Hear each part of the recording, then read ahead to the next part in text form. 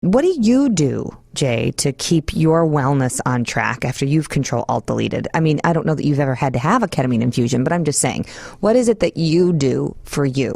Fortunately, I have not had to have one. Yeah. And quite frankly, if I did, I don't know if there's anyone around here I would trust to do it. Because, Except for the National Pain Center. No one has really had the experience that we've had, I think, pretty much in this entire area. Yeah. And it's not just doing the infusion. It's just like you said, you have to understand that patient. So when you do that infusion, it's not just that medication. There's like up to 6 different adjunctive medications we use.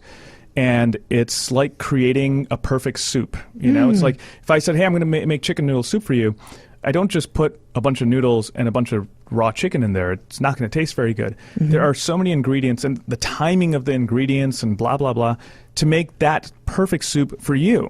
And that perfect soup for you might be slightly different than that perfect soup for someone else. Right. And that's really where these infusions need to be done on a personalized basis. But all of these treatments that are done for wellness, that are done for mental health, have to be individualized. Right. And with the current model of healthcare that is moving toward quick 3-minute office visits, these physicians are really just robots of the system. Right. They're not even allowed free thought. I've met a lot of physicians. I mean, if they have any creative bones or they make any suggestions that would improve the process, they get dinged. Yeah. They get punished. Yeah. How do they get dinged and punished? Oh, we're dealing with that right now, actually. There's a physician I know right now who has made some very good suggestions on clinical quality, on efficiency, on operations. And instead of actually promoting that physician, they're trying to ding that physician, saying, hey, keep your mouth shut.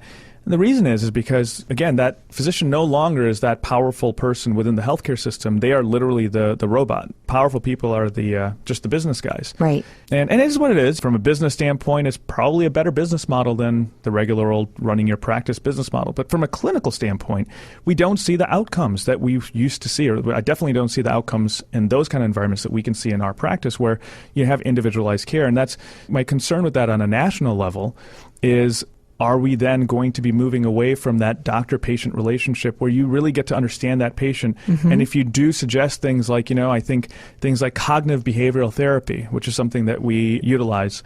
And is that tapping or is that, have you heard of the tapping? So cognitive behavioral therapy is similar to like biofeedback, where you're training the mind to function in a more positive way. Right. So, for example, one form of biofeedback can occur with live interaction with your brain waves or something called brain mapping, where you can actually visually see how your brain is being hyperactive or hypoactive in different parts of the brain.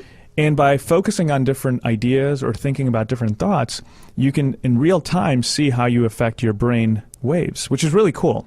Right, that's research. This is science, people. If you just sit at home and you don't deal in and you have no interactions whatsoever other than your thoughts, your brain map is going to look a lot different than somebody who's out in the world experiencing joy, happiness, love, and other things like that. That's right. Yeah. That's right. So I just find great pleasure in life. I find great pleasure in helping people. And so that's my infusion, if you will. That's what I was going to say. So you're kind of avoiding the question here, Jay.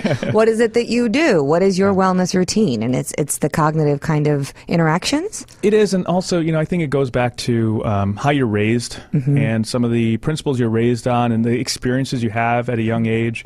My story is very similar to the traditional American dream type of story. My parents came here, not with the silver spoon. They came with a standard, I had $10 in my pocket and I knew nobody. That kind of story, right? Yes. Good luck to you.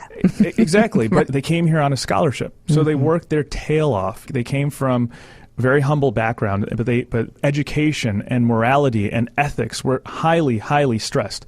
So you work your butt off. You don't take shortcuts. And they were able to get scholarships. They came here on scholarships, many, many decades ago. It's probably over 50 years ago or something. And they worked their way up. And you know what? They worked their way up through a lot of adversity. I mean, we talk about discrimination and that kind of stuff in today's environment.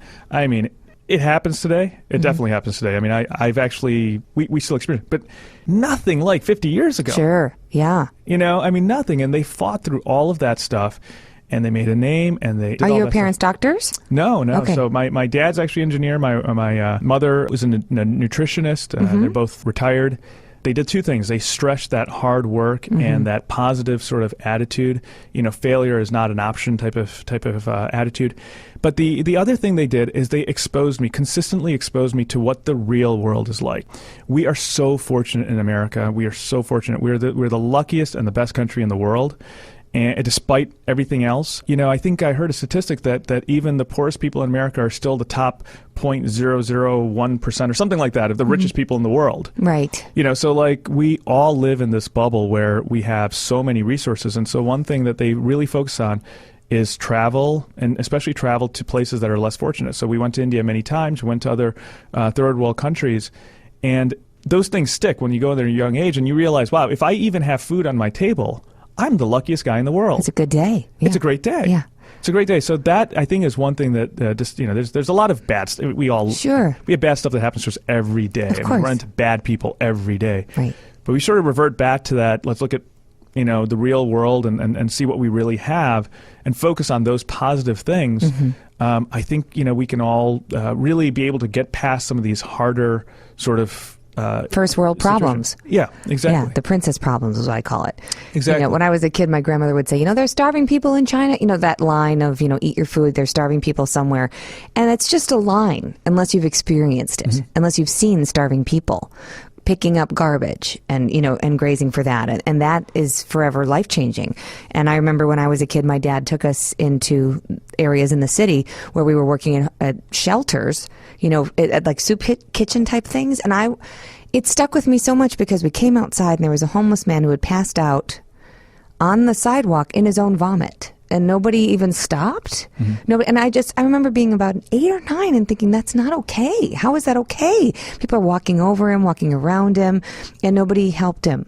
And so when you experience that leaves this sort of emotional impression. I feel like it makes sort of almost a dent in your brain, right? My brain map in that moment would have been really chaotic.